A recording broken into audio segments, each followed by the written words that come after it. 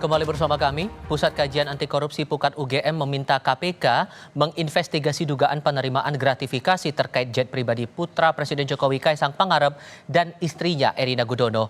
Pukat UGM mendesak KPK menginvestigasi ihwal perjalanan Kaisang dan Erina, pemilik jet, serta memastikan apakah jet pribadi itu pesawat sewaan atau pemberian fasilitas secara cuma-cuma. Menurut peneliti Pukat UGM Zainur Rohman, Kaisang bisa diperiksa meski bukan penyelenggara negara. Alasannya, penyelenggara negara bisa menerima gratifikasi melalui keluarganya. Penting bagi KPK untuk melakukan investigasi mengenai dugaan penerimaan gratifikasi yang diterima oleh Kaisang gitu ya. Nah, yang menjadi pertanyaan banyak pihak kan Kaisang ini bukan merupakan penyelenggara negara. Apakah mungkin seorang penyelenggara negara itu menerima gratifikasi? Jawabnya sangat mungkin. Kenapa? Karena Kaisang adalah putra seorang penyelenggara negara. Sudah menjadi modus umum, gratifikasi itu diterima bukan langsung oleh penyelenggara negaranya, tetapi oleh keluarga, famili, atau bahkan koleganya begitu. Putra bungsu Presiden Jokowi yang juga Ketua Umum PSI Kaisang Pangarep dilaporkan ke KPK oleh dosen UNJ Ubedillah Badrun. Ubed mempertanyakan asal-usul kekayaan Kaisang yang bergaya hidup mewah. Ubed juga mempertanyakan laporan yang ia buat 2 tahun lalu terkait dugaan tindak pidana pencucian uang keluarga Jokowi. Tentu saja gaya hidup mewah putra Presiden ini mengundang banyak pertanyaan. Lalu kami datang ke KPK untuk meminta kepada KPK agar laporan kami yang 2,5 tahun lalu lebih itu diungkap.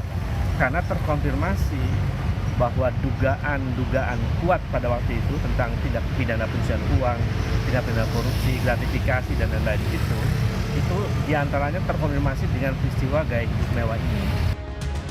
Usai Kaisang dan istri, Erina Gudono, jadi sorotan masyarakat karena perjalanan ke Amerika Serikat naik jet pribadi.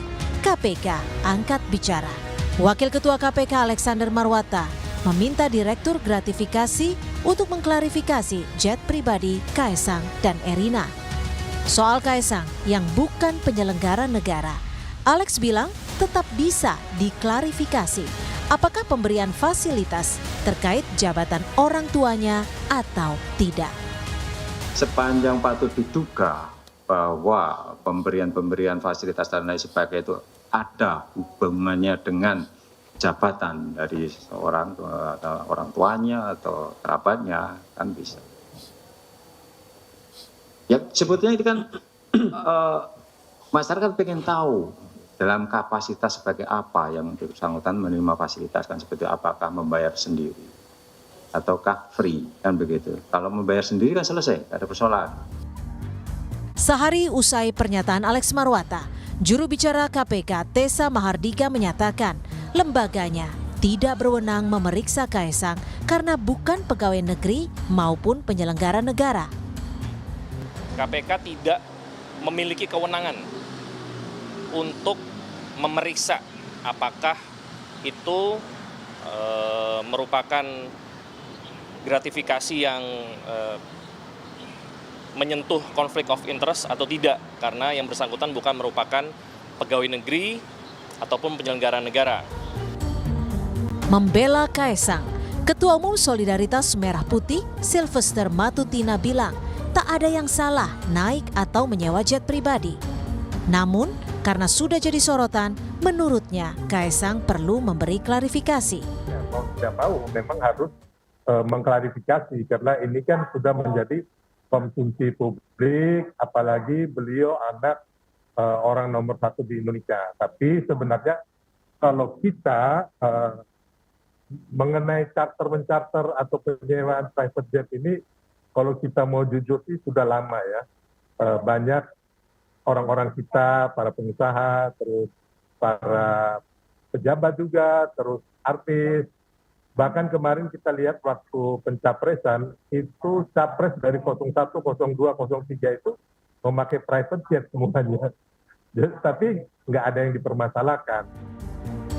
Jet pribadi yang ditumpangi Kaesang Pangarep dan istrinya Erina Gudono ke luar negeri jadi sorotan saat ramai unjuk rasa RUU Pilkada. Meski telah dilaporkan ke KPK, sejauh ini belum ada klarifikasi dari Kaesang mengenai asal-usul jet pribadi itu. Tim Liputan, Kompas TV.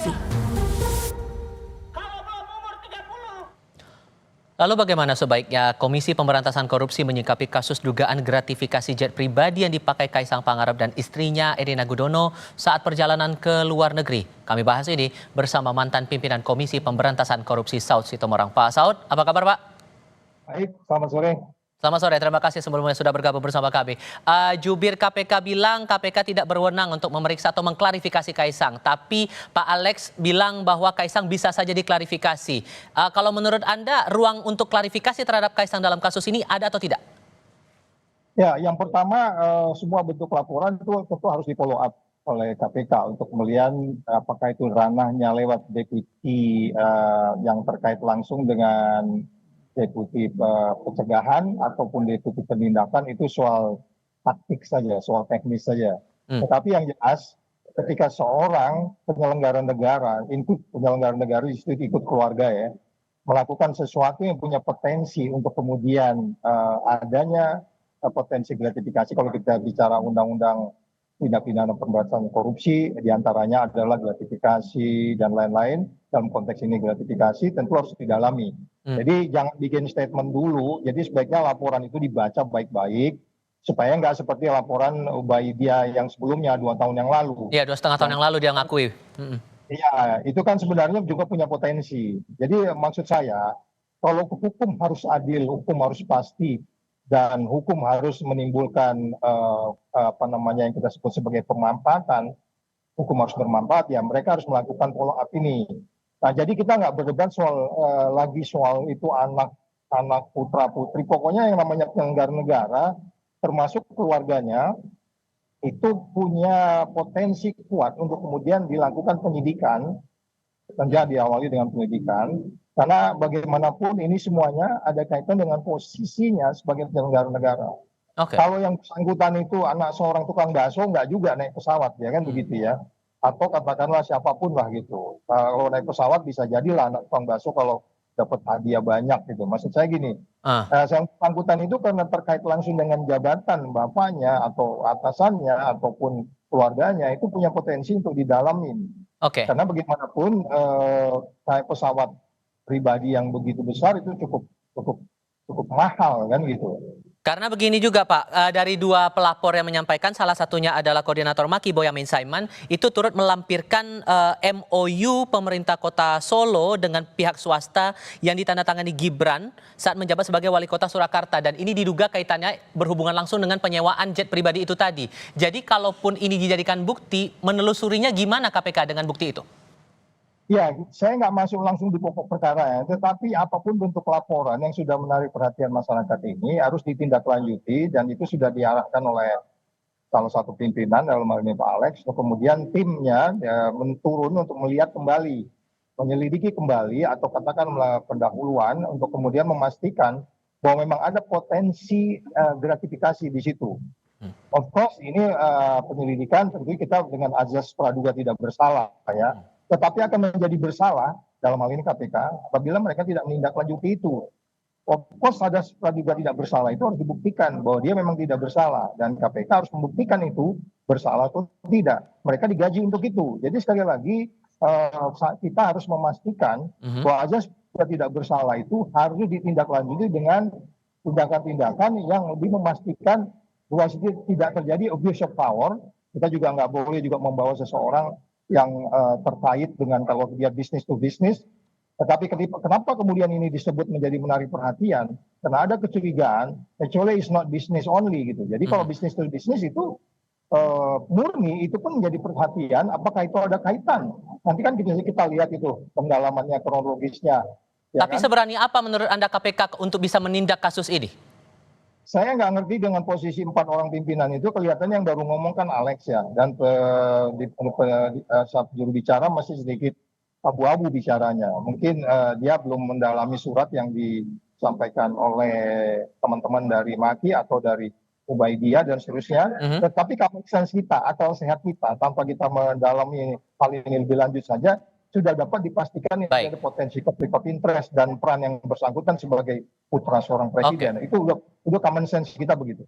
Oke, Pak Saud Situmorang, terima kasih banyak sudah berbagi perspektif bersama kami. Sehat selalu ya Pak, selamat sore. Ya, selamat sore. Kompas Petang berlanjut, Anda akan bersama Niluh Puspa untuk paruh kedua program ini. Niluh? Terima kasih Tifal. Saudara, populer di Jakarta, mampukah Sidul Rano Karno